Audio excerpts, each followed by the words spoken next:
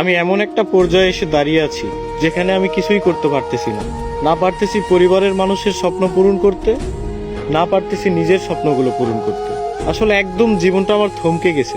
আমি কিছুই করতে পারতেছি না। কি হচ্ছে আমার জীবনের সাথে, কেন হচ্ছে, এই হিসাবগুলো আমি মিলাতে পারতেছি না। বিশ্বাস করেন ভাই, প্রচুর পরিমাণে ডিপ্রেশন কাজ করতেছে ভিতরে।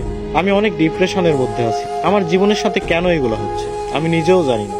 তবে একটা জিনিস কি, কোনো কিছুর হিসাব আমি মিলাতে পারতেছি না। একটা সময় ডিপ্রেশন কি জিনিস জানতাম না, এখন জানতেছি। তবে একটা কথা মাথায় রাখবেন, ডিপ্রেশন বিভিন্ন ধরনের হয়।